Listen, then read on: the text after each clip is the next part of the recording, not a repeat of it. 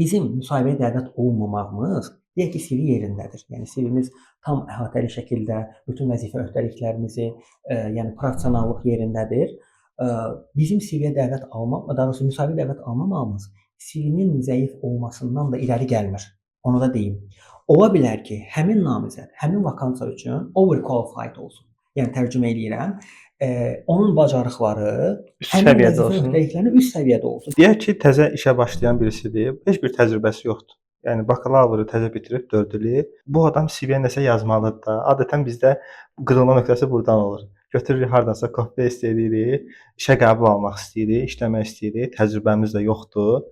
Belə namizədlərə nə tövsiyə edərsiniz? Yəni bu CV əgər məsəl üçün standart yazsa, bu adamın təcrübəsi yox, heç bir sertifikat almayıb bu 4 il müddətində. Yəni mən ən aşağı təbəqə götürürəm də, yəni ən aşağı tələbə kriterini götürürəm ki, deməli bu tələbə nə sertifikat alıbdı, nə başqa bir şey var, heç bir təcrübəsi yoxdur. Bu adam amma işləmək istəyir. İndi buna nə tövsiyə edərsiniz? HR-ın kimin tərəfində olmalı məsələsi. Müdir pul verir deyib, müdirin tərəfində olan HR-lar da var. İşçinin tərəfində olan HR-lar da var. Amma bunu bir aydınlıq gətirmənizi istəyirəm ki, yəni HR həqiqətən burada körpü rolunu necə oynamalıdır ki, nə şiş yansın, nə kabab misalı da, yəni nə müdirə ziyan çoxalmasın, nə də işçiyə. Yəni ümumiyyətlə HR-ın tam vəzifəsi, sadəcə sənəd-süsət işlərindən başqa vəzifəsi nədir? Biraz onu açıqlayasınız, zəhmət olmasa. Mənim özümün yaşadığım bir marağı müsahibəm olub ki, namizədi dəvət eləmişəm. Namizəd özünü ifadə eləməyə başladı, təcrübələrindən danışdı və sadəcə dinləyirəm. Əslində orada nə qədər sual var idi mən namizəd vermək istəyirəm, verə bilmirəm. Çünki ağzımı açmağa imkan vermirəm mən. O qədər dolğun, öz haqqında məlumat verdi ki. Və məlumat verib bitəndən sonra mənə dedi ki, dəvətin üçün təşəkkür edirəm, təəssüf ki, mən sizinlə davam edə bilməyəcəm. Əl sıxışdı, bu çox gözəl bir müsahibə oldu və həqiqətən mən şokdayam. Yəni mən orada müsahibəyə girmişəm yoxsa, yəni mənə sual verilirsə mənmi sual verdim, bəlli olmadı. Artıq heç digər mərhələlərdə digər suallara keçmə bir imkan olmadı. Namizəd dedi ki, yəni sizə hörmətsizlik olmasın deyə bu səmimi bir ifadə ilə mənə dedi ki, sizə hörmətsizlik olmasın deyə gəldim. Davam etməmə səbəblərim şəxsi səbəblərdir. Amma çox gözəl bir müsahibə oldu. Hər kəsi salamlayıram. Bu gün Sözün Özü proqramımızın qonağı olan insan resursları el arasında belə deyək, HR adlanan mütəxəssisimiz olan Fəxri bəylə xoş gəlmisiniz Fəxri bəy. Xoş gördük Ceyhun bəy. İstəyirik ki, biraz işə qəbul prosedurları, CV-nin necə hazırlanması, CV-də olan xətalar və ümumiyyətlə HR-ın doğru düzgün vəzifəsi hansı şəkildə olmalıdır, bunlar haqqında biraz danışaq. Fəxri bəy, ilk sualım ondan ibarətdir ki, CV-mizi hazırlayarkən nələrə diqqət etməliyik? CV-də olan xətalar, orada yazmalı olduqlarımız, nələri yazmamalıyıq? Bunlar haqqında biraz ətraflı danışaq Allahın izni. Buyurun. Təbii ki. İlk öncə dəvətin üçün təşəkkür edirəm. Mən də öz növbəmdə izləyicilərimizə tamamlayıram.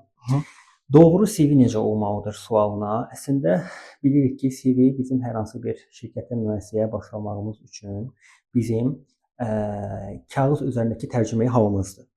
Buradan yola çıxaraq deyə bilərəm ki, CV bir növ bizim özümüz haqqında doğru məlumatı doğru şəkildə çatdırmağımızdır həm də. Gələn CV-lərdən və yaxud da işə qəbul olmamağı da ümumiyyətlə müsahibəyə çağırılmama səbəblərindən biri bəli, CV-nin doğru şəkildə yazılmaması ola bilər.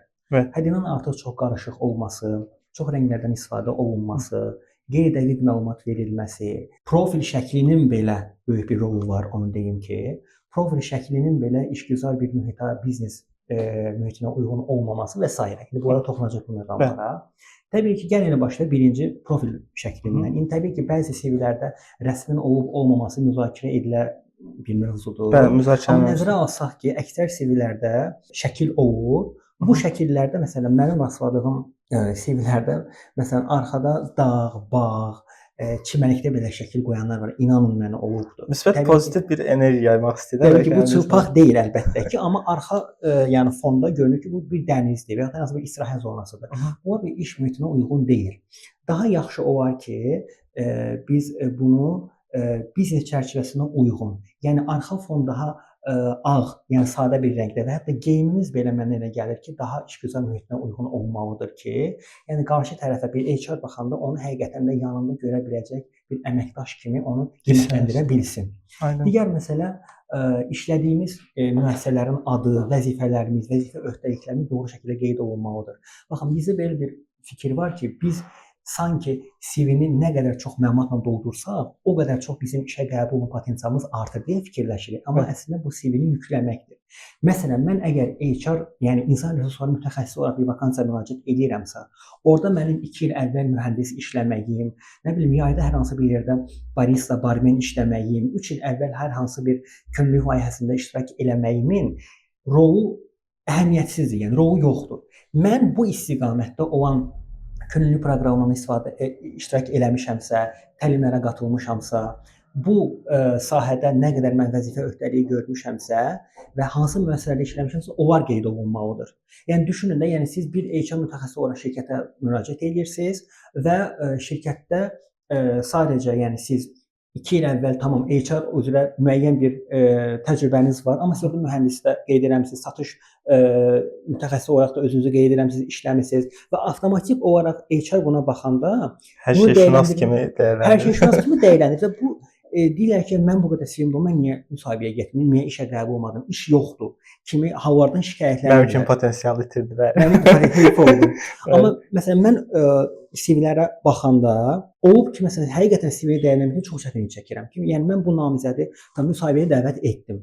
Yəni şirkətdə hansı bir vakansiya üzrə biz bunu dəyərləndirə bilərik? HR vakansiyası məsələn vermişik və yaxud da satış mütəxəssisi olaraq vermişik vakansiyanı, amma yəni adam gəlsə biz həmin namizəni bir miktarda dəyərləndirək. Həm mühəndis işləyibdir, həm marketinq şöbəsində işləyibdir, mütəxəssis olaraq işləyibdir, nə bilim, hər bir sahədə işləyibdir və bunları vurğulamaq biz elə bilirik ki, bizə daha çox avantaj qazandırır. Əksinə bizim avantajımızdır bu.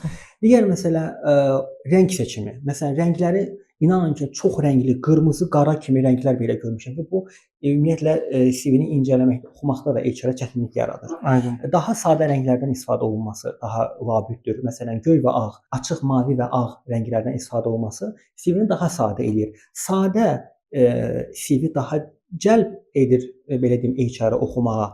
Düzdür, HR, yəni professional HR bir CV-ni oxumağa 6-8 saniyə vaxt sərf edir. Təbii ki, orada əlavə bir detallar olsa, yəni HR-ın diqqətini çəkici detallar olsa, ona daha çox vaxt ayıra bilər. Aydın. Amma rənglərin qarışıq olması, qara rəngdə, qırmızı rəngdə olması bu bir CV-ni cəlb edəcək bir faktor deyil. Digər məsələ sertifikatlar məsələsi.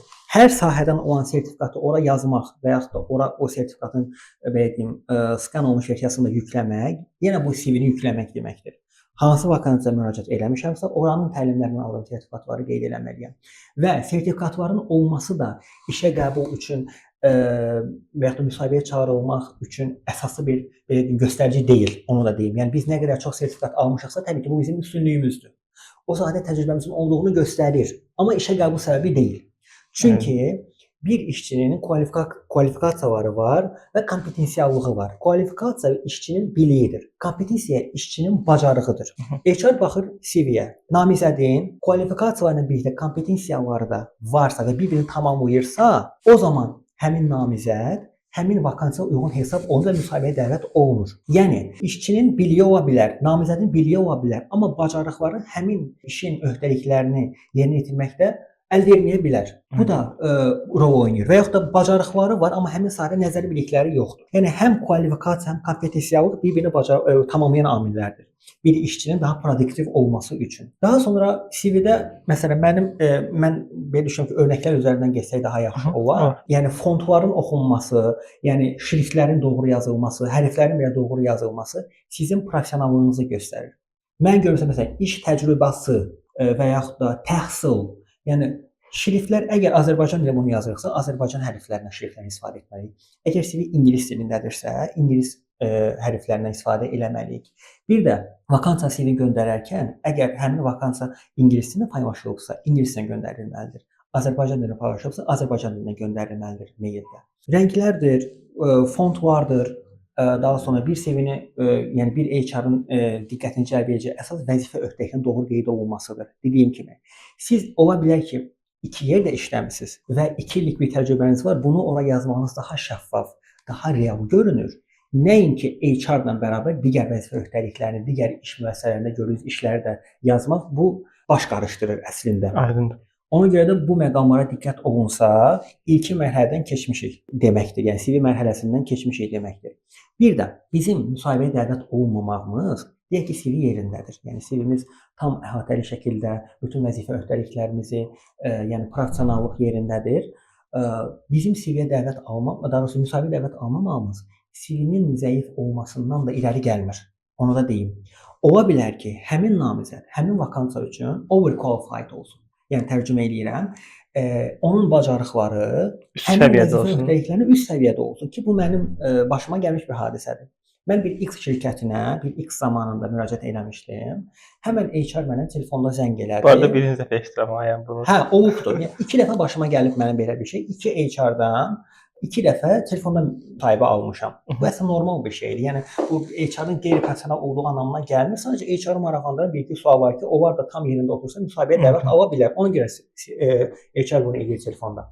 Mənə zəng elədi və deyir ki, Fəxri bəy, siz bu vakansiyaya müraciət etmisiniz. Maaş bu qədərdir və sizin öhdəliklərinizə baxırıq, karyeranıza baxırıq, təhsilinizə baxırıq. Bu vakansiya üçün siz overqualified-sınız. Yəni gəlib burada çalışmaq istəyirsiniz, iş mühiti ilə bağlı mənə məlumat verdi, maaşla bağlı məlumat verdi və mən iş mühiti ilə telefonda tanış olandan sonra qərarımı bildirdim. Yəni namizədlərin və yaxud da CV göndərən belə deyim, namizədlərin, iş axtaranların demotivasiya olmasına ehtiyac yoxdur. Ola bilər ki, həqiqətən şirkət çünki o vakansiya üçün müəyyən bir büdcə ayırır, öhdəliklər ayırır və o şirkətin gözləntiləri var. Şirkətin gözləntilərinə sizin gözləntiləriniz üst-üstə düşməyə bilər, uyğun gəlməyə bilər. Bunu da qeyd edə bilərik. Yəni illa bütün namizədlərdə, bütün CV-lərdə problem yoxdur. Əslində bəlkə də problem şirkətdədir. Problem şirkətin verdiğim strukturuna və büdcə sizin gözləntilərinizi qarşılamaya bilər. Çünki HR professional bir HR baxanda görür ki, həqiqətən bu namizədin üstünlükləri bu qədərdir. O gəlsə şirkətdən gözləntiləri bu ola bilər. Ona görə HR da artıq müəyyən balanslı şəkildə həmin namizədə yanaşaraq ona uyğun müsahibəyə dəvət eləyir. Ona görə də hər dəfə problem iş axtaran tərəfdə olmur. Əslində bunu problem olaraq da adlandırmağımız doğru deyil. Yəni gözləntilər üst-üstə düşməyə bilər. Bir də bir məsələni də qeyd etmək istəyirəm. Qulaqdan dolma məlumatlar təbii ki, bunlar gününün, bürcün və onların yazılmasının HR tərəfindən qəbul olunmaması, hətta bürcünə görə müsahibəyə dəvət olunmaması ki, bu bürclərsə deməli məlum məsələdə bürclərin müəyyən xüsusiyyətləri olur, temperamentləri olur. Ona əsasən ki, belə bir bürc sahibi olan adam bizim şirkətdə bizlə işləyə bilməz. Buna bir aydınlıq gətirmənizi istəyirəm ki, bu HR-lar buna da nəzər edirlər. Yəni peşəkar HR namizədin dediyim kimi kvalifikasiya və kompetensiyalını ölçərək onu müsahibəyə dəvət edir. Yəni belə deyim, təhsilinə baxar, vakansiya uyğunluğuna baxar, onun iş təcrübəsinə uyğun olaraq onu qiymətləndirir. Təbii ki, burada din, bürc faktorları, önəmli faktorlar kimi qeyd oluna bilməz əlbəttə ki.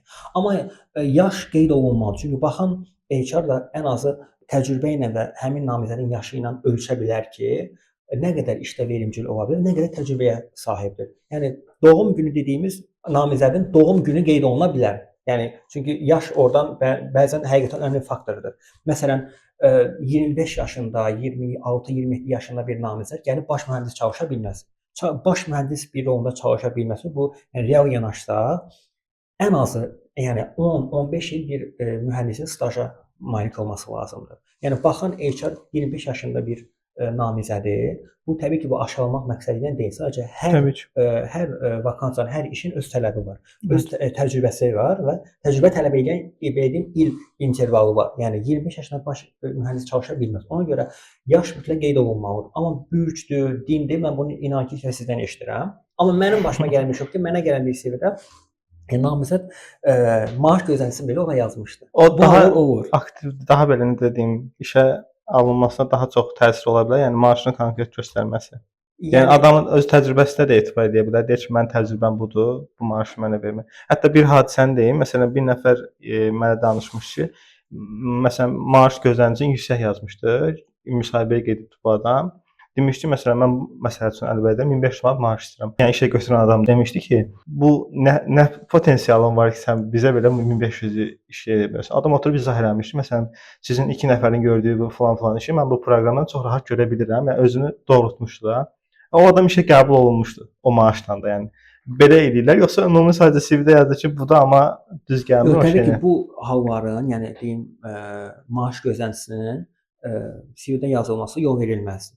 Bu qeyri-peşəkarlıq hesab olunur. Bunlar müsahibə ərəfələsi, müsahibədən artıq keçdikdən sonra digər mərhələlərdə danışılacaq detallar və nüans vardır. Aydın. Hə. Amma təbii ki, indi bu HR-dan HR-a dəyişir. Adam var ki, HR indi ürəyi yumşaqlığı tutub dəvət edib, xoşuna gəlib, uyğundur. Ən əsası uyğundur, o şəkildə dəvət edib. Amma birmənalı olaraq, yəni mən CV-də maaş aralığı qeyd edə bilərəmmi? Qeyd olmaması lazımdır. Yəni qeyd olmaz, qeyd edə bilmərsən demək də doğru deyil. Yəni deyirəm, bu HR-a bağlı bir şeydir. Aydın. Yəni olar ki, yazarsınız, HR heç o məqama diqqət eləməz, ya da ona o qədər belə deyim, takılmaz.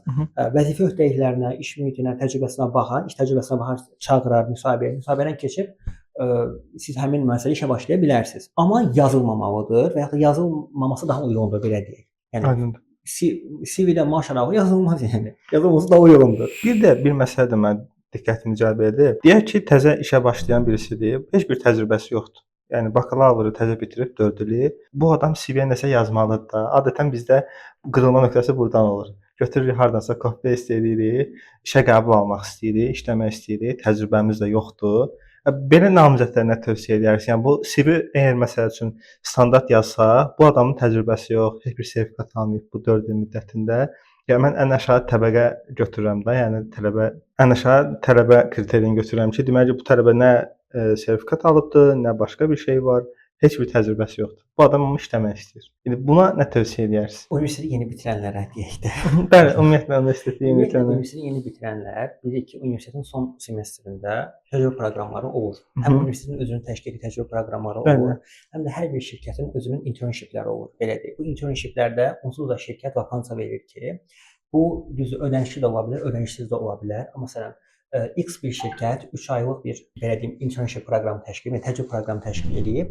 3 ay müddətində siz həm iş mühiti ilə, real iş mühiti ilə tanış olursunuz, həm həmin təhsil aldığınız istiqamət üzrə artıq bilik və bacarıqlarınızı tamamladıqdan sonra o şirkətdə özünüzü daha produktiv göstərəndən sonra artıq o şirkət onsuz sizi həmin şirkətdə görmək və dəyərləndirməyə maraqlı olacaqdır. Yəni mən heç bir universitet bitirəndən sonra heç yerdə işləməmişəm. Mən necə iş tapım, hara gedirəm, məndən təcrübə tələb edirlər arqumenti əslində burada biraz çökür. Çünki hara baxsaz təcrübə proqramıdır. Bütün şirkətlər deməyim, amma Azərbaycanda tanınmış şirkətlərdən yola çıxsaq, böyük iri çaplı şirkətlərdən yola çıxsaq, onlar onsuz da təcrübə proqramları tərtib eləyirlər və tələbə də cəlb edirlər. Məsələn, biz öz şirkətimizdə də təcrübə proqramları təşkil eləyirik. Həmin gələn tələbələri dəyərləndiririk, həm real iş mühitini göstərmiş oluruq onlara, həm müəyyən vəzifə öhdəlikləri verib onların performansını dəyərləndiririk ki, sabah 3 aydan sonra işə başlayanda həmin tələbə hansı sahədə daha verimli oldu və biz onu hansı vakansiyaya yerləşdirə bilərik. Aydın. Ya həmin vakansiyanın özünə yerləşdiririk, əgər həqiqətən də vəzifə öhdəliklərini doğru yerinə yetirə bilirsə, produktivliyi yerindədirsə və yaxud da onun, yəni HR olaraq göstəricilərinə, bacarıqlarına uyğun olaraq bir vakansiya onu təyin edirik. Yəni toparlasaq, mən heç yerdə iş tapa bilmirəm və yaxud da mənim hara gedirəm mənə təcrübə tələb edirlər arqumenti yanlış bir arqumentdir. Hər yerdə təcrübə proqramları var, təcrübə proqramından istifadə edə bilərsiniz, seminarlara qatıla bilərsiniz, təcrübə belə deyim, seminarlardan təlimlərə qatıla bilərsiniz, ki, sertifikat əldə edirsiniz, sertifikat vardır, təlimlərə qatılmaqdır. Daha sonra internshiplər, bunlar sizin hər hansı bir şirkətdə bir X vakansiyaya başlamanıza dəstəkləyici amillərdir. Ona görə də yəni dediyim bu faktorlardan istifadə etmək lazımdır. Bir də bir məsələni də danışmaq istəyərdik. Kim məsəl üçün deyək ki, mən CV-də yəqin ki, buna razılaşarıq bu mövzuda ki, bir CV dolğunluğu, yəni insanın şəxsiyyəti formalaşır. CV-də mən deyirəm ki, şey azalır, söz yığımı azalır. Yəni insan özünü tanımağa başladıqca mən özümdən nəzərə götürərək deyirəm ki, məsələn, əvvəlki CV-mə baxıram, yəni nə qədər yazıb doldurmuşdum. Amma təcrübə olduqca, yavaş-yavaş öz istəklərimi tam olaraq bildiyindən sonra ki, mən bu şeyi istəyirəm, yavaş-yavaş yazılar netləşməyə başlayır. Yəni 5 cümləlik bir şey konkret bir cümləyə çevirir ki, budur, bu nədir, nə deyil də. Bir də məsələn, buna necə yanaşma verərsiniz? Məsəl üçün, bəzən olur ki, işə CV göndərəndə özümüzü tam ifadə eləmirik CV-də. İşə girəndən sonra başlayırıq narazılıqlar eləməyə ki, axı mən belə bir şeyin tipajda deyildim, niyə bu iş mənə verildi? Yəni özümüzü tam ifadə eləməməkdə. Bu haqqda da biraz danışarsınız. Əslində bu CV-də göstəriləcək məqamlar deyil. Belə sizin gözləntiləriniz var, şirkətdən gözləntiləriniz var, şirkətin sizdən gözləntiləri var. Bunlar ümumiyyətlə CV-də qeyd olunacaq məqamlar deyil. Bunlar müsahibədən sonra artıq əgər siz işə dəyərləndirilirsinizsə, o zaman müəssisə tərəfindən sizə müəyyən öhdəliklər və əslində bu da ayrıca bir mövzudur. Qısa toxunum ki, müəssisə tərəfindən sizin başlayacağınız vakansiya ilə bağlı, vəzifə ilə bağlı vəzifə öhdəlikləri sizə verilir yazılı surətdə. O vəzifə öhdəliklərinə uyğun olaraq siz 8 saat iş intervalında o vəzifə öhdəliklərini yerinə yetirirsiniz. Overtime qalmaq məsələləri falan çox o mövzuya girmək istəmirəm, başqa bir mövzudur, etdiyim kimi. Yəni mənim gözləntilərim bu deyildi falan məsələlər siz öncədən işə başladığınız müddətdə rəhbərlikdən aldığınız ya da HR-dan aldığınız vəzifə öhdəliklərinizə uyğun olaraq sizin vəzifə öhdəlikləriniz müəyyənləşdirilir, saatlarınız müəyyənləşdirilir, ondan sonra siz işə başlayırsınız. Sonradan təbii ki, bu kimi neqativ hallar baş versə, əlbəttə ki, bunu yəni insan resursları ilə və yaxud da rəhbərliklə danışıb orta bir məxrəcə gəlmək olar. Yəni deyirəm, başda hər şey tam şəffaf şəkildə rəhbərlik tərəfindən, sizin tərəfinizdən yazılı surətdə öhdəliklər verilməlidir və hər şey tam aydın surətdə olduqdan sonra sizi və rəhbərliyi qane etdikdən sonra artıq işə başlanılmalıdır. Yəni hər hansı bir nüans sizdə qaranlıq qalıbsa, problemli tərəfdirsə, işə başlayım yaxşı olar və yaxud da işə başlayım bir aydan sonra baxarıq kimi söhbətlər əslində bu problemlərə gətirib çıxarır. Ya əslində şirkətə siz yoxlaya bilərsiniz, siz şirkətə yoxlayırsınız. Bu bir sınaq müddətidir. Söhbət sınaq müddətindən getmir. Yəni ertələmə problemi var. Yəni başlayım görək nə olur. Başlayım gələcəkdə baxarıq kimi bu problemləri ortaya çıxarır. Bir də məsələn mən özümdə belə bir şey gördüm ki, əvvəl tam dəyərlərimi tam formalaşdırmamışdım və CV-də də bunu öz əksini tapırdı da. Gedəndə iş yerlərində bir müddət sonra gördüm ki, problem yaşayıram və bununla bağlı təlimə getdim. Dəyərlərimi formalaşdırmaqla bağlı təlim aldım. Artıq bildim ki, mən konkret dəyərlərim nədir, nə deyil. CV-də bunu net yazmağa başladım ki, yəni mənim dəyərim budur. Məsələn 5 dəyərimi formalaşdırdım, dedim budur mənim 5 dəyərim. Sabah bir gün məsələn mənim bu dəyərlərimə zidd nəsə bir şey olanda da CV-də yazmışam ki, mən dəyərlərimi yaşamağa çalışan birisiyəm də. Yəni bunu qeyd etmişəm. Kimsə baxıb mənə desə ki, olmuşdu da bir dəfə ki, demişdim ki, yəni mən CV-də qeyd etmişəm. Yəni mənim şeyim budur da. Yəni siz mənə irad bildirənməzsiniz də, yəni bu mövzuda. Ondan sonra gördüm ki, yəni adamlar haqq verilərmir ki, sən daha qeyd eləmisən də bizlik bir şey deyil. Və gördüm ki, öz dəyərlərimi qeyd edəndən sonra şirkətin də mənə yanaşması artıq adətən insanları istismar eləməyən bir şirkət görür ki, bu dəyərini yaşamaq istəyir. Hörmətlə yanaşır ki, sən tamam get dəyəri yaşa, o qeyd eləmisən. İncə bir sual verim. CV-də onu hansı bir mənə qeyd eləmişdi? Çox diqqətimi çəkdi. Yəni o dəyərin qeyd olunması. Hansı dəyəri qeyd eləmişəm? CV-də deyirsən ki, qeyd etmişdim ona görə. Mən ümumiyyətlə orada yazmışdım ki, başlıq olaraq bu formada yazmışdım ki, özümün dəyərlərimi yaşamağa çalışan birisiyəm və olduğum haqqında bölməsində bunu yazmışdınız. İlk haqqında bölməsində yazmışam ki, yəni dəyərlərimi yaşamağa çalışan birisiyəm və olduğum müddətdə öz dəyərlərimə hörmət olunmasını gözləyirəm də. Yəni bu gözləntilərimi yazmışam. Başqa da yəni oxuyanlar da yəni bir ciddi reaksiya vermir münasibə yəni. Dəyərlərimi soruşan olsa artıq orada deyirəm ki, bax budur mənim dəyərim, budur, bunlar əsasəndir. Yəni çox zaman belə hələ ki 2 nəfərdən belə sərt reaksiya almışam, amma normal adi HR-ın özü olsun, iş mühitində olsun ki, yəni normal qarşılayıram bu kimi şeyləri. Bir də deyək ki, artıq CV-mizə baxıldı, bizi müsahibəyə dəvət ediblər. Bu müsahibədə bizim bədən duruşumuz olsun, geyim məsələmiz haqqında danışaq. Müsahibədə həddimizi aşaraq soruşduğumuz məsələlər, suallar olsun. Bunlar haqqında biraz danışacağıq. Məsələyə gəlir. Müsahibə CV-nin artıq şirkət tərəfindən qəbul olunmasından sonra bizim özümüzü ifadə etməyimiz üçün artıq fiziki olaraq orada iştirak etdiyimiz bir prosesdir. Yəni HR CV-yə bax, bizim belə deyim, tərcümə hamısı kağız üzərindən dəyərləndirdi. Dəyərləndirdikdən sonra bizi dəvət elədisə, artıq bizi fiziki olaraq və bizim artıq özümüzü necə ifadə etməyimizlə bağlı artıq HR onu dəyərləndirəcəkdir. Müsahibəyə gedərkən ilk öncə, yəni mənim şəxsən özümün çox diqqət etdiyim, mən özüm gedərkən və yaxud da namizədləri müsahibəyə dəvət edərkən ilk öncə çox diqqət etdiyim nüanslardan biri yəni geyimin yerində olmasıdır. Çünki mən rastlaşmışam ki, müsahibəyə gələn namizədlər bəzən çox casual geyinib gələ bilirlər, çox soft rejimdə geyinib gələ bilirlər. Bu hallar əslində bir növ sizin həqiqətən də işə, şirkətə hörmətinizi və diqqətinizi göstərəcək nüans vardır.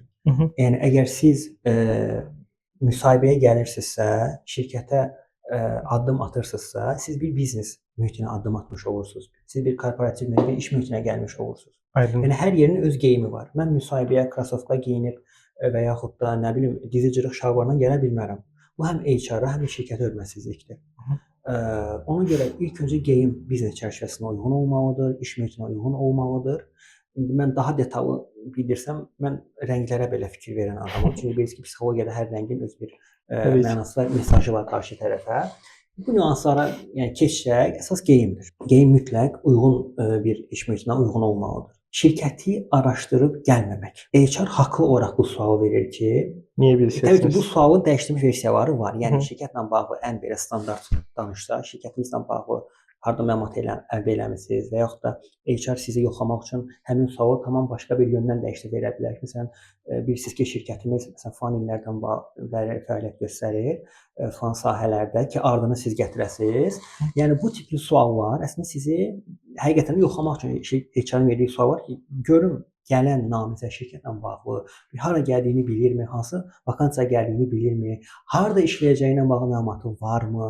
Şirkəti doğru araşdırıb, ətrafı araşdırıb getmək lazımdır. Daha sonra çünki vakansiyanı və şirkəti araşdırmaq həqiqətən sizin həmin şirkətə göstərdiyiniz marağın təzahürüdür. Yəni mən biri var ki, göndərdim CV-ni, hara qəbul eləyər. Bir də var ki, həqiqətən mənim bir məqsədli işləmək istədiyim, qarşıma məqsəd qoyduğum və karyeram həmin şirkətdə özümə potensial və prioritet bildiyim bir şirkətə gedirəmsə əgər, mən o şirkəti araşdırıb, yəni ona diqqətim və məsuliyyətim və eyni zamanda hörmətim yönündə yanaşmalıyam, belə deyək daha doğrusu. Bu HR əslində müsbət bir şey vermiş olur, mesaj vermiş olur. Mən şirkətə maraqlıyam, vakansiya maraqlıyam, tam hazır surətdə araşdırıb gəlmişəm. Aydındır? Yəni şirkəti araşdırmaq. Geyimdir. Daha sonra təbii ki, HR müəyyən prosesi aparmaq üçün müəyyən suallar verdikdən sonra HR-ın son sualı yenə sizin həqiqətən şirkətə maraqlı olmanızı yoxlamaq üçün bizə bir sualınız varmı? Sualdır. Yox, heç bir sualım yoxdur demək, yəni sizin ola bilməz. Özümün getdiyim müsahibələr yadıma düşür, mənə də suallar verirlər. Ola bilməz. Mən o sualı verirəm. Yəni müsahibədə bu sualı vermişəm. Yəni həqiqətən bu adam nə qədər maraqlıdır bu vakansiya öyrənmək üçündür. Və bir də orada həmin o ust hassiyada HR tam olaraq nə gözləyir bizdən? O maraqlıdır mənim üçün. Yəni əslində bilirsiniz nədir? HR sizdən əslində orada sizin verə biləcəyiniz bütün doğru cavablar, bütün uyğun cavablar və ya bütün uyğun cavablar doğru cavablardır. Aynen. Yəni illa bunun bu şəkildə cavab verməlisən deyə bir qaydası yoxdur. Sadəcə HR sizin məntiqinizi, sizin professionallığınızı ölçmək üçün o sualları sizə verir və siz doğru şəkildə ifadə etməlisiniz. Yəni özünü doğru ifadə və vakansiyanı və sizin gözləntilərinizi bütün deyim ki, siz özünüzü əgər o vakansiya uyğun bilirsinizsə, o uyğunluğunuzu sübut etmək üçün HR-a doğru ifadə etməlisiniz. Məsələ budur. Əslində orada verəcəyiniz bütün uyğun cavablar, bütün doğru cavablar hesab olunur. Bədən dili məsələn sizin qeyd etdiyiniz kimi, doğru oturuş qaydası, həqiqətən yəni mənim getdiyim bir şirkətdə HR mənimlə çox fərqli bir qaydada oturmuşdu. Yəni müsahibə prosesi üzbəyüz gedən bir belə prosesi, yəni üzbəyüz oturmaq uyğundur. HR mənimlə tam yəni əks bu şəkildə oturmuşdu və mən həqiqətən onun ünsiyyət qurmaqda çətinlik çəkirdim. Hətta mənim qarşıma gələn namizəd ayağını ayağımın üstünə qoyub oturmuşdu. Düşünün, bu həm HR-a hörmətsizlikdir, eyni zamanda bu bir qeyri-etik bir davranışdır, daha doğrusu. Qeyri-etik bir davranışdır həm də. Bədən dili də sizi özgüvənli göstərəcək, stresinizdir, qayğınızdır. Bunlar hamısı zaten doğrudur. Yəni müsahibə mərhələsi və mərhələdə ki, müəyyən qədər həyəcan olması normaldır. Amma həyəcanın aşırı olması bu zaten bədən dilində özünü göstərir. Yəni çiyinlərin daha çox aşağı olaraq oturması, ayaq üstə atması daha çox böyük bir eqonun göstərgəsidir. Və yaxud da sizin həqiqətən də o şirkətə və yaxud da artıq həmin HR-ı hər halda diqqətə almamağınızın göstərgəsidir. Yəni bədən dili doğru şəkildə oturmağını sizin həm belə deyim, professionalınızı göstərir. Eyni zamanda da bir növ daxili dünyanızın və hisslərinizin bədən dilində göstərir sizi. Ona görə də yəni oturuş qaydası, təqdimat qaydası doğru şəkildə olmalıdır. Yəni əgər sizi bir şirkət intervyu dəvət edibsə, ilk öncə yaxşı olar ki, bunu bir təşəkkürlə sözə başlayıb daha sonra özünüzü ifadə edəsiniz. Ən çox vurğulamaq lazım olduğunuz hissələri vurğulamalısınız. Ən əsas hissə budur. Müsahibədən əslində bəzilərimizin keçə bilməməsi səbəbi, ələnməmizin səbəbi özümüzü doğru şəkildə ifadə edə bilməməyimiz. Əslində bu bizim cəmiyyətimizdə bu gün problemin bir tərəfdir. Yəni bunun müsahibə tərəfindən çıxış etməsək, bugünkü yəni gənclərin şəxsi münasibətlər olsun, ay sağ olun, şəxsi münasibətlərdə də özünü göstərə bilər. Gənclər arasında, yəni düz mən də gəncəm, amma yəni gördüyüm odur ki, məsələn təlimlərdə görürəm ki, məsələn gənclər özlərini doğru ifadə edə bilmirlər. Tədrislərini, oxuduqları tədris müəssisəsini, məqsədlərini ifadə edə bilmirlər. Yəni bu özünü müsahibə mərhələsində də göstərir. Siz müsahibədə nə göstərməlisiniz, nə danışmalısınız? Təhsilinizlə bağlı məlumat verməlisiniz. Harda işləmisiniz, hansı vəzifə öhdəliklərini hansı dərəcədə görmüsüz, onları doğru şəkildə HR-a çatdırmağınız zaten sizin nə qədər təcrübəyə malik olduğunuzu göstərir. Yəni orada sizdən HR ekstra bir şey istəmir. Sadəcə CV üzərindəki məlumatları daha doğru şəkildə onun fiziki olaraq, yəni dillə çatdırmağınızı gözləyir. Təcrübəmizdir, təhsilimizdir. İnanın ki, bunları doğru şəkildə yəni deyə bilməyənlər var təəssüf ki. Bu da müsahibədən əylənməmizə səbəb ola bilər. Ona görə də mən müsahibəyə gedərkən ilkin onu tövsiyə edirəm ki, öz təqdimat hazırlanmalıdır. Mən hansı hissələrə vurğu eləyəcəm? Mən hansı hissələri necə qeyd eləyəcəm və karyeramda və təhsilimdə hansı nüanslar olub ki, o məni daha dolğun göstərəcək? Onları necə söyləmək lazımdır? Öz təqdimat hazırlaşıb gedilməlidir. Özümüzü doğru şəkildə ifadə etmək üçün. Bir də sözə qüvvət. Bəzən gənclər olaraq belə bir şey mənim özümü sezdiyim bir şeydir. Sanki daxilimizdə, gizlimizdə böyük bir potensialımız var və istəyirik ki, qarşı tərəf bizim potensialımızı kəşf edəsin. Mən heç bir əziyyət verməyim özümə də. O qarşı tərəf mənə birdən desin ki, "Ha, səndə bu şey var, dur gəl bizim şirkətə işə." Belə istəyirlər, amma halbuki o da elə deyil də. Yəni özün daxilində potensial sən çıxartmasan, heç kəs qıraqdan sənə bunu çıxardıb verəsi deyil. Yəni bu özümüz üzərində məşq etməliyik. Digər bir sual, məsələn, müsahibə ərəfəsində siz dediniz ki, məsələn, HR-a da suallar verilməli, bu ya qeyd etdiniz ki, HR sual verir. Sizin bizə sualınız varmı? Əslində bəzən həqiqətən qeyri-etik sual eşitdiyim olubdu. Yəni ümumiyyətlə suallar veriləndən qarşı tərəfə ilkin mərhələ olaraq maaşla bağlı sual əslində verilməsi başa düşüləndir, amma uyğun deyil. Əlbəttə ki, HR sizə bir sual verir. Sizin maaş gözləntiniz nədir? Buna uyğun bir cavab verilir zaten. Amma qeyri-etik tərəfdən yanaşsaq, məsələn, adam deyir ki, yenə deyirəm, bu sualın soruşması başa düşülən bir şeydir. Adam öyrənmək istəyir, amma ilkin mərhələnin sualı deyil bu yəni. Bu artıq siz şirkətə qəbul olandan sonra və yaxud da deyək ki, qəbul olmamısınız hələ, siz ikinci, üçüncü dəfə növbəti mərhələlərə çağırılırsınızsa, artıq çünki hər mərhələ bir şeyin açılması deməkdir. Hər mərhələ bir şey açılır. Yəni o nüanslar açıldıqca siz o sualları verməniz daha uyğundur. İlkin mərhələdə məsələn siz sual verə bilərsiniz. Şirkət işçilərə onların inkişafı yönündə hansı prioritetləri qoyub, yaxud da nə qədər işçilər üçün təlimlər təşkil olunur, hansı təlimlər təşkil, yəni əməkdaşların, şirkətin işçilərinin inkişafı üçün şirkət nələri yerinə yetirir? Hansı öhdəlikləri qoyub? Bunda artıq HR-da fikir formalaşır. Bu adam inkişafa meyilli bir adamdır. Verdiyi də yəni biznes mühitə uyğun bir sualdır və adam gəlsə həqiqətən təlimlərlə özünün produktivliyi yönündə, inkişafı yönündə çalışan birisi olacaqdır. Yəni sizin verdiyiniz suallar, dilinizdən çıxan suallar sizin əslində içinizin və beyninizin fikirləşdiyidir də. Yəni içinizdə nə yazırsa siz onun suallarını verirsiniz. Bəli, yansıdır. Ay sağ olun. Ona görə yəni təlim yönündə, yəni mən sizin bu vakansiyadan, bu vakansiyanı tutacaq namizəddən, işçidən, əməkdaşdan gözləntiləriniz nələrdir? Bu kimi suallar belə deyim, həm sizin üstünlüyünüzdür bir növ, eyni zamanda da HR-a daha xoş təəssürat yaradır. Nəinki qeyri-etik suallar. Məsələn, həftə sonları zəng gələ bilərmi mənə və yaxud da overtime qalsam mənə maaş veriləcəkmi və yaxud da nə qədər overtime qala bilərəm? Bu ilkin mərhələnin sualları deyil. Hər nə qədər ki, HR növbəti mərhələlərdə o nüansları dərinliyinə sizlə ciddi şəkildə danışmadığı sürəcə bu sualları ilkin mərhələdən vermək doğru deyil. Bir də mənim özümə maraqlandıran bir sual var. HR-ın kimin tərəfində olmalı məsələsi. Müdir pul verir deyib, müdirin tərəfində olan HR-lar da var. İşçinin tərəfində olan HR-lar da var. Amma bunu bir aydınlıq gətirmənizi istəyirəm ki, yəni HR həqiqətən burada körpü rolunu necə oynamalıdır ki, nə şiş yansın, nə kabab misalı da, yəni nə müdirə ziyan çoxalmasın, nə də işçiyə. Yəni ümumiyyətlə HR-ın tam vəzifəsi, sadəcə sənəd işlərindən başqa vəzifəsi nədir? Biraz onu açıqlayasınız Əhməd müəllim. HR körpü deyil, bunu bilək.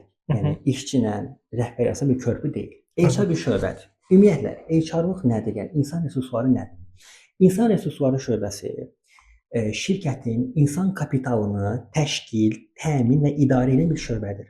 Yəni HR-ın əsas vəzifələrindən biri şirkətə doğru namizədləri cəlb etmək, Həmin namizədləri dəyərləndirdikdən sonra şirkətdə onun uzun müddət qalmasını təmin etmək, onun produktivliyini, təlimlərini, karyera inkişafını dəstəkləməkdir. Eyni zamanda HR əsas funksiyası şirkətin biznes strategiyasını dəstəkləməkdir. Yəni belə deyək, HR həm strateji tərəfdaşdır, yəni biznes tərəfdaşdır, həm də insan resurslarının qoruyucusudur. Əgər HR tam olaraq rəhbərliyə tərəf olsa, artıq işçi məmnuniyyətsizliyi olacaqdır. İşçi şirkətdən soyuyacaqdır. Motivasiya düşüklüyü olacaqdır. Şirkətə qarşı işçidə inamsızlıq yaranacaqdır. Və artıq həmin işçi şirkətdən ayrılmağı artıq hədəf qoyacaqdır ki, artıq burada haqlar tapdalanır, hüquqlar tapdalanır. Əgər HR tam olaraq işçiyə tərəf olsa, bu zamanda biznes tərəfləri pozulmuş olacaqdır. Çünki HR həm dediyim ki, biznes tərəfdaşdır, şirkətin biznes strategiyasını dəstəkləyir, həm də insan resurslarının qoruyucusudur. Ona görə də şirkətdə onun müsahibə mərhələsi, işə dəyərləndirilməsi, işçilərin performansının dəyərləndirilməsi olsun, onların karyera inkişafı olsun, onların kargüzarlıq, sənəd işləri, eyni zamanda şirkətin qanunvericiliyə uyğun şəkildə işləməsini təmin edir insan resursları. Bütün bu saydığım punktları özündə birləşdirən bir şöbədir. Əgər insan resursları bir problem olduğu zaman şirkətdə istər rəhbərlik tərəfindən olsun, istər işçi tərəfindən olsun, daha obyektiv şəkildə və daha ədalətli şəkildə qərar verməyi bacarmalıdır. Çünki şirkətin insan kapitalını təşkil eləyir və eyni zamanda şirkətə doğru namizədləri cəlb eləyir, şirkətin idarə etməsini dəstəkləyir və yeri gəldikdə idarəçiyə və rəhbərliyə doğru biznes strategiyasının qurulmasını da təmin edən bir şöbədir insan resursları. Ona görə də insan resursları şöbəsi belə deyim, işinin gərəyi olaraq rəhbərliyə tərəf olmalıdır və yaxud işçiyə tərəf olmalıdır. Bu yanlış bir şeydir. Ümumiyyətlə belə bir şəkildə fəaliyyət göstərən bir belə deyim, şöbə varsa, hər hansı bir yerdə HR belə bir şəkildə fəaliyyət göstərsə, onun qeyri-peşəkarlığı və orada təbii ki, başqa bir Maddi maraqlar, başqa bir maraqların yatdığını göstərir. Dediyim kimi, bu şəkildə insan resursları fəaliyyət göstərir. Eyni zamanda işçilərin təlim inkişafıdır, onların karyerasının dəstəklənməsidir, iş mühitində onların motivasiyasının təmin olunmasıdır, produktivliyinin artırılmasıdır. Bunlara da dəstək verən bir şöbədir insan resursları. Bir başqa məsələ üçün müdirin insanın istismar eləməsi. Buna necə qarşısını ala bilərik? Yəni bir deyək ki, biz girmişik bir işə, bizim həqiqətən əməyimizdən istifadə edirlər, bizi istismar edirlər. Bunun qarşısında necə bir duruş göstərməliyik? O haqqda iş mühitində, yəni bu barədə biraz danışıq zəhmət olmasa. Ümumiyyətlə biz öz öhdəliklərimizi və hüquqlarımızı yaxşı bilməliyik. Mən 8 saat iş intervalında hansı öhdəlikləri yerinə yetirirəm? Mənim işim nədən ibarət? Mən bu şirkətdə nə iş görürəm? Mənim vəzifə öhdəliklərim ki, işə qəbuldan əvvəl, yəni mən artıq şirkətə başlamışam, şirkət tərəfindən yazılı surətdə işçiyə təhvil verilir. Sən bu işləri görəcəksən. Mən vəzifə öhdəliklərini bilirəm, bu şirkətdə nə iş gördüyümü bilirəm və onun çərçivəsində mən bir performans ortaya qoyuram. İstismar etmək əslində bu söz yerinə və zamana görə dəyişir. Əgər sənə verilən vəzifə öhdəliklərindən əlavə sənə iş yükü verilirsə və bu mütəmadi hal alırsa, bəli, bunu istismarla qiymətləndirmək olar. Bu şəkildə də ya insan resursları şöbəsi, ya da birbaşa rəhbərliklə görüşürük. Bunu şəffaflığa qovuşdurub, aydınlaşdırmaq olar ki, mənim vəzifə öhdəliklərim bundan ibarətdir. Bu artıq davamlı halıbdır və bu mənim produktivliyimi aşağı salır. Buna bir aydınlıq gətirir. Yəni bu danışıq həll olması bir məsələdir. Əgər davamlı həll olunursa və qeyd edim ki, bizim öz hüquqlarımızı müdafiə edib yox demək kimi bir haqqımız da var. Bunu unutmayaq, onu deyim. Yəni bəzən qorxmaq, çəkinmək, bu kimi hallar əslində bizim iş mühitində reputasiyamızı aşağı salır və bir növ daha çox iş yükü almağımıza söz deyə bilməməyimizə, qarşı tərəfə belə bir əslində fürsət vermiş olur. Yəni bu nüanslar danışıb həll olunması nüanslardır. Amma overtime məsələləri var. Yəni bunlar hər yerdə çox məşhur məsələlərdir. O hissələrə çox fikir bildirmək istəmirəm. Amma istismar edilməsi əslində bu biraz da şəxsi münasibətlərdən də meydana gəlir. Mən buna qeyd etmək istəyirəm. Yəni biz əgər iş mühitinə gəliriksə, dostluqdur, hər hansı bir səmimi münasibətimizdir. Bunu bir növ yaxşı olar ki, iş mühitinə çox yansıtmayaq. Hələ mən bunu istifadə edirlər, deyilmi? bu həm bizim işçilər tərəfindən sui-istifadə edilməmizə səbəb ola bilər. Amma mənim ən çox vurğuladığım hissə subordinasiya qaydaları qorunmalıdır. Rəhbərliklə subordinasiya qaydaları qorunduğu təqdirdə siz öz hüquqlarınızı bildiyiniz, vəzifə öhdəliklərini bildiyiniz təqdirdə və rəsmi çərçivədə hərəkət etdiyiniz təqdirdə bu kimi hallar baş vermir və yaxud da baş versə də çox az baş verir. Onlar da tez, yəni belə deyim, aradan qaldırılası məsələlərdir. Aynen. Amma əgər mən səmimi münasibətimi iş mühitinə yansıtıramsa və yaxud da rəhbərliklə, hər hansı bir işçilə deyib, hər hansı bir şöbə ilə mənim səmimi münasibətim varsa, bu biznes, korporativ mühitə yansıyırsa, burada təbii ki, sui-istimal halları olacaqdır. Niyə? Çünki qarşı tərəf sizin o münasibətinizdən yola çıxaraq bir sizə başqa öhdəliklər yükləyə bilər. Aynen. Ona görə də hüquqlarınızı və öhdəliklərinizi daha yaxşı bildikdən sonra özünüzü qorumaq və müdafiə etmək haqqınız daha yüksək olur ki, mənim vəzifələrim bunlardır. Mən bu çərçivədə fəaliyyət göstərirəm. Əgər başqa bir nüansları varsa, bunu yaxşı olar ki, müzakirə eləyək və aydınlıq gətirək. Bir də bayaq danışanda diqqətimi çəkdi, ona görə qeyd götürdüm. Bazar dəyərimiz, yəni orada maaş məsələsi deyək ki, qeyd eləyənlər var ki, o adam aşağı-yuxarı öz bazar dəyərinin qiymətini ağlında müəyyənləşdirib belə CV yazıb da. Bununla bağlı bir dənə bazar dəyərini necə formalaşdıra bilərik yəni özümüzdə ki, mən məsələn bilim ki, təcrübəm budur. Aşağı-yuxarı mən bazar dəyəri məsəl üçün bu qiymətədir. Təbii ki, bunu birbaşa CV-yə yox, yazmaya görə yox, özümü bilim ki, yəni mən işə gedəndə mənə sonrakı etaplarda maaş danışılanda və sən məndən maaş soruşanda gözləntin nə qədər? Aşağı deməyib pis olmayıb, çox da deyib, yəni gözdən düşməyib də ortanı tutulmaya görə. Bu haqqda biraz danışaq. Dediyim kimi, ona görə də yəni şirkəti araşdırmaqla bərabər həmin vakansiya məsələn bu gün iş bazarında necə qiymətləndirilir, ona verilən məsələn maaş gözləntisi, maaş dəyəri nədən ibarətdir, bunu da bir işçi özü üzərindən araşdırıb getməlidir. Namizəd deyək, iş axtaran deyək, daha doğru bir üsul olsun. Araşdırıb getməlidir və bunu müsahibə ərəfəsində zaten HR-sə sual verəndə ki, maaş gözləntiniz nədir? Müəyyən hissələr vurğu eləyərək, yəni sizin o təcrübənizi, karyeranızda qət etdiyiniz o uğurlu yolu, o məsələləri qeyd edirsiniz. Yəni bunu göz önündə tutmaq olar ki, məsələn bu hissələrə mən yola çıxaraq və ya da eyni zamanda şirkətin mənə və ya da bu vakansiya verdiyi öhdəliklərdən yola çıxaraq mənim maaş gözləntim bu və bu aralıqdır. Yəni aralıq qeyd etməyiniz həm HR-a və şirkətə daha rahat bir sizə maaş gözləntisi ölçüb verməkdə rahatlıq yaradır belə deyim. Həm də konkret olaraq ümumiyyətlə orada rəqəm qeyd etmək də doğru deyil. Məsəl üçün deyirəm, məsələn 1500 manat mən maaş gözlənirəm, həm də qeyri-etik bir ifadədir. Təbii ki, orada qeyd etmək olar ki, bu maaş aralığında bir gözləntim var, amma təbii ki, müzakirəyə açığam, təkliflərə açığam, bunu dəyərləndirmək olar. Bu hardasa müzakirə olunub, həm sizə, həm də şirkətə tərəf bir ortaq məxrəcə gəlib, həm sizə, həm də şirkətə uyğun bir yerdə razılaşmanıza gətirib çıxaracaq bir yanaşmadır. Nəinki konkret olaraq bir rəqəm demək. Bəli. Yenə deyirəm, öz bazar dəyəri demək də biraz uyğun olmur. Yəni insan aşağı-yuxarı özünün hansı dəyərlərə sahib olur, insan özünü daha yaxşı tanıyır.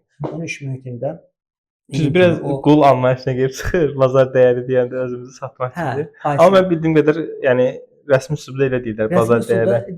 Bazar dəyəri ona görə. Yəni onu dediyim kimi, bu müsahibə ərəfəsində sizin o nüanslara diqqət yetirərək, vurğulayaraq HR-a daha üsullu şəkildə bunu söyləyə bilərsiniz, maaş gözləntinizi.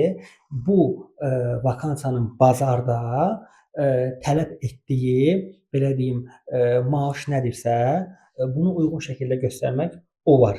Qeyd olunması da uyğunsuzdur və yaxud da qeyri-etikdir deyə bilmərəm. Aydın. Artıq demək olar suallarım bitdi. Sizin məsələn bu HR-lıq müddəti ərzində yaşadığınız qəribə bir hadisələr vurğulamaq istəyirsinizsə, onları da vurğulayın və sonda da proqramımızın məğzu olaraq o sözümüzün özü nədirsə, o haqqında bir balaca danışaq. Maraqlı bir müsahibəm olmuşdu. Həm öz üzərimdən verəcəm, həm də mənim qəbul etmə namusu üzərindən. Birinci siz mən bir müsahibəyə X şirkətinə getmişdim və HR-la əslində müəyyən bir intervyu var, yəni müsahibənin ortasına kimi belə deyim, çox normal şəkildə gedirdik. HR mənə dedi ki, mən orada artıq hara təhsil almışam, sertifikatlarım nədir, hansı təlimlərdə iştirak eləmişəm, hansı yerdə işləmişəm, bunları vurğuladım. HR birdən sözünü kəsə deyir ki, Fəxri bəy, mənəm deməyib, özünüzü aldatmayın. Yəni, bunlar göstərici deyil. Yəni, siz bununla elə bilirsiniz ki, yəni, bir şirkət sizi dəyərləndirə bilər. Bu, orada mən həqiqətən bir növ, necə deyərlər, çox Sarsılmış. düşmüşdüm, çox sarsılmışdım. Yəni çünki birdən-birə HR-ın o reaksiyası. Təbii ki, bu bir psixoloji yoxlama metodu idi. Əlbəttə ki, HR-ın məni, amma daha sonra çox xoş bir müsahibə keçdi. Çünki müsahibənin sonunda hərçənd ki, mən o müəssisədə işə başlamasam belə həmin HR-dan, həmin xanımdan mən çox gözəl geri dönüşlər aldım. Ən azı mənə həm təcrübə oldu ilk öncə, eyni zamanda da mənimlə bağlı fikirlərini söylədi, geri dönüşlərini söylədi. Nə etsəm, belə deyim, öz karyerama daha müsbət və pozitiv addımlar və yaxud da belə deyim, kərpiclər qoya bilərəm. Onlarla bağlı müsbət bir geri dönüş aldım. Zaten müsahibə prosesi ilə ondan Siz də belə başa düşmüsünüz, məsəl üçün mən falan şeyləri burada işləmişəm, mən belə eləmişəm, məni çox istifadə yəni özümü eləmişəm. əslində məndən yola çıxaraq onu demədi. Sadəcə mən Anlaşılsın deyə, başa düşülsün deyə. Başa düşülsün deyə belə deyim, mən dedim. Aha. Yəni hər halükarda yenə də həmin HR özümü o doğru şəkildə ifadə etməyə ki mən çalışıram. Bəlkə də biraz emosional olmuşam artıq. Oradakı HR-in o şəkildə yəni reaksiyası bir növ məni həm sarsdı, amma HR zaten ondan sonra özünü normal bir müsahibə mərhələsində məxrəci dəyişdi. Evet. Bu aydın məsələ ki, bəzən yəni HR-ın qarşı tərəfi vakansiyanın tələbi olaraq təbii ki, psixoloji olaraq yoxlama bir metodudur, onu da deyim. Yəni HR əslində orada bir növ yoxlama bir test elədi mənim üçün, amma həqiqətən çox xoş bir mənim üçün təcrübə oldu. Müəllimlərin işə qəbulunda müəllimələrə verdiyi suallar var. Məsələn, bir müəlliməyə sual verirlər ki, deyir ki, tələbəniz birdən yaxınlaşdırsa, eşq etiraf elədi. Amma psixoloji orada situasiyada vəziyyətdə nə edərsiniz? Nə bilim, bir situasiyada var idi. Müəllimə veriblər ki, məsələn, uşaq sakit durmur, nə edərsən də? Yəni deyir ki, özüm xəbərdarlıq edirəm. Deyir ki, xəbərdarlıqda məhəl qoymur, deyir müdirə. Yəni pilləni zorlaya ən nöqtəsinə qədər zorlamışdı da. Yəni pillər ki, hara qədər gedər. Valideyn yəni deyir ki, heç birində problem yəni həll edə bilmirsən, nə edərsən? Adam da gördüm ki, oradan özünü çəkib, yəni mən nə edəcəm deyib başına seydə qalmışdı. Əslində sizin dediyinizlə daha belə indi mən oturdu ki, o psixoloji olaraq onu test edir ki, ola bilər də belə bir situasiyaya düşsə necə rəftar edəcək? Yəni bəli. Mənim özümün yaşadığım bir marağı müsahibəm olub ki, namizədi dəvət eləmişəm. Namizəd özünü ifadə eləməyə başladı, təcrübələrindən danışdı. Mən sadəcə dinləyirəm. Əslində orada nə qədər sual var idi mən namizəd vermək istəyirəm, verə bilmirəm. Çünki ağzımı açmağa imkan vermirəm mən. O qədər dolğun öz haqqında məlumat verdi ki. Və məlumat verib bitəndən sonra mənə dedi ki, dəvətin üçün təşəkkür edirəm. Təəssüf ki, mən sizinlə davam edə bilməyəcəm. Əl sıxışdı. Bu çox gözəl bir müsahibə oldu və həqiqətən mən şokdayam. Yəni mən orada müsahibəyə girmişəm yoxsa yəni mənə sual verilirsə mən sual verdim, bəlli olmadı. Artıq heç digər mərhələlərdə digər suallara keçmə bir imkan olmadı. Namizəd dedi ki, yəni sizə hörmətsizlik olmasın deyə bu səmimi bir ifadə ilə mənə dedi ki, sizə hörmətsizlik olmasın deyə gəldim. Davam etməmə səbəblərim şəxsi səbəblərdir. Amma çox gözəl bir müsahibə oldu. Yəni orada hər hansı bir gərginlik və yaxud da mənim ona tərs bir reaksiyam falan olmadı. Hətta müsahibədən sonra da müəyyən nüanslar oldu. Bir-birimizə sual verdik. Orada biz həm də kolleqaydıq, yəni təlim tərəfdən. Müsahibədən sonra da bir-iki nüans oldu ki, çox xoş keçdi. Məsələn, mənim indiyə kimi yadımda qalan ən maraqlı müsahibələrdən biri həmin o namizədin mənə verdiyi o reaksiya ki, mən sizinlə davam edə bilməyəcəm. Təşəkkür edirəm. Fəxri bəy, suallarımızı yekunlaşdırdıq. İndi çalışaq ki, ümumi bu danışdığımız mövzuların hamısını bir sözün özü proqramımızın mahiyyəti olaraq bir yekunlaşdırsaq, bir neçə ifadə ilə fikrinizi ifadə edərsiniz, zəhmət olmasa. Belə deyə bilərəm ki, öz karyerasına, öz inkişafına yatırım edən, daim öz üzərində karyerasının inkişafı yönündə çalışan hər bir şəxs, ümumiyyətlə hər birimiz mütləq ki, doğru zamanda, doğru məkanda qiymətləndiriləcəyik.